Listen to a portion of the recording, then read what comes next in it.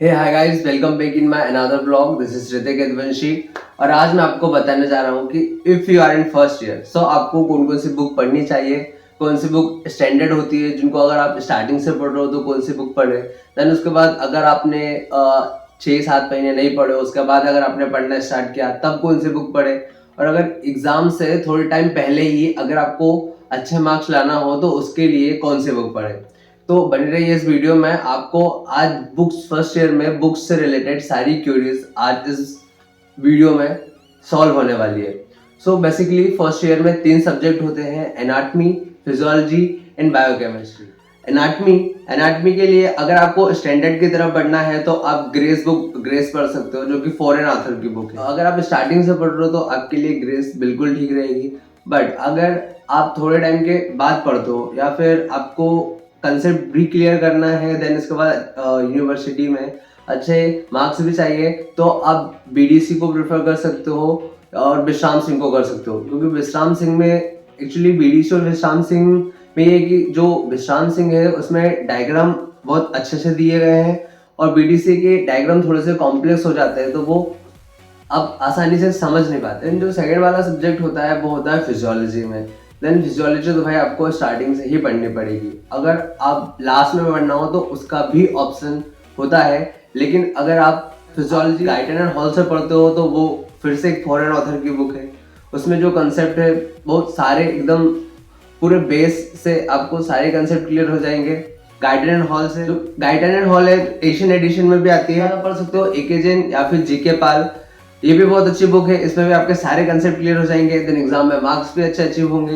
Then अगर आप last में हो, एकदम फर्स्ट चुके हो, आपने साल भर कुछ भी नहीं पढ़ा है, तो उस टाइम पे आपको ऑब्वियसली पढ़ना तो पड़ेगा फिजियोलॉजी भी, क्योंकि इसके भी मार्क्स सेट होते हैं। तो इस टाइम पे आप एग्जाम के कुछ टाइम पहले आप उठा सकते हो शंभुलिंगम, क्योंकि जो शंभुलिंगम है उसमें एक तरीके से वो नोट्स ही है, उसमें सारी चीजें शॉर्ट में दी गई है। अगर आपको कुछ भी समझ में नहीं आता होगा तब भी अगर आप शंभुलिंगम को पढ़ोगे तो आपको सारी चीजें समझ में जाएगी।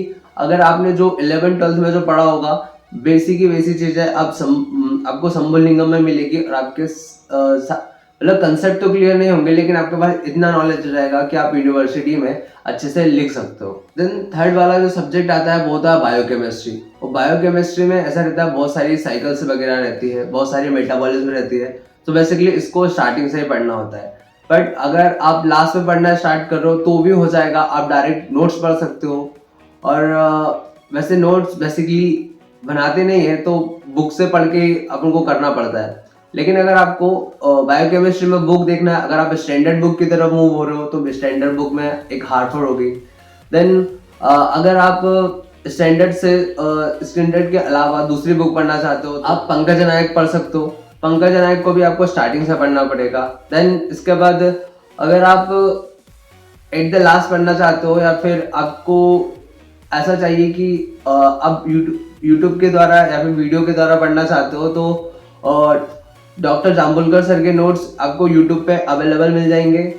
एक्चुअली वहाँ पे वीडियोस अवेलेबल रहती है, देन उनके नोट्स आप खरीद सकते हो और उन नोट्स से भी आपकी बहुत ज़्यादा हेल्प हो जाएगी। और अगर आप एग्जाम के लास्ट दिनों में भी पढ़ते हो तब भी आप यूनिवर्सिटी में अच्छा स्कोर कर सकते हो। तो गाइस ये रही फर्स्ट ईयर की बुक। और जो नोट्स जो आते हैं, नोट्स बेसिकली ऐसे आप ऐसे बाइंडिंग में भी ले सकते हो। देन इसके बाद ये जो है फिजियोलॉजी में गाइडन एंड हॉल ये वाली रहती है, कुछ ऐसी बुक आती है और एक बुक में आपको सारा कंटेंट मिल जाता है। देन इसके बाद जब फर्स्ट ईयर में रहते हो तब आपको प्रैक्टिकल के लिए आपको प्रैक्टिकल हिस्टोलॉजी का होता है। देन एम्फीबियन का जो कि मोस्टली अब नहीं होता है। देन इसके बाद होता है आपकी क्लिनिकल फिजियोलॉजी, ह्यूमन बॉडी से रिलेटेड प्रैक्टिकल होते हैं। देन अगला जो होता है वो बायोकेमिस्ट्री का होता है। तो बायोकेमिस्ट्री लैब में जाकर होता है, ये सारी चीजें होती है। देन इसके बाद जो लास्ट में फिजियोलॉजी को लास्ट में पढ़ने के लिए ये वाली बुक है। ये जो बुक है इसी को बोलते हैं शंभुलिंगम और इसमें सारी की सारी चीजें बहुत कम अमाउंट में लेकिन सफिशिएंट तरीके से दी गई है। तो आप इसको पढ़ के एग्जाम के लास्ट में भी बहुत आराम से पास हो सकते हो। देन जो बायोकेमिस्ट्री होती है, बायोकेमिस्ट्री में पंकज नायक वाली ये वाली बुक है और ये अभी मेरे पास सेकेंड एडिशन है।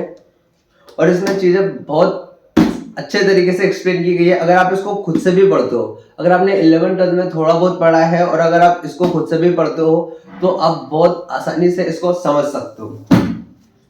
देन इसके बाद बीडीसी, देन बीडीसी के 4 वॉल्यूम आते हैं।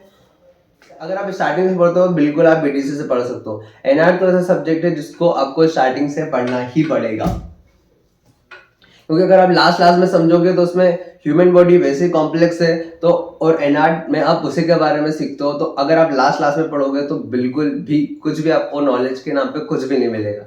इसलिए आपको एनाटॉमी स्टार्टिंग से ही पढ़नी पड़ती है। देन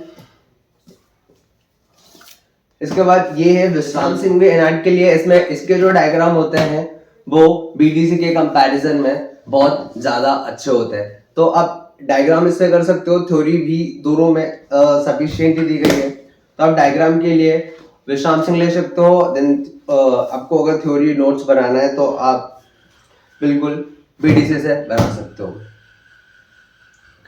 गाइस, अगर आपको बुक से रिलेटेड अगर कोई और डाउट हो तो आप कमेंट में बिल्कुल पूछ सकते हो। आप मुझे इंस्टाग्राम पर भी फॉलो कर सकते हो, आपको लिंक डिस्क्रिप्शन में मिल जाएगी।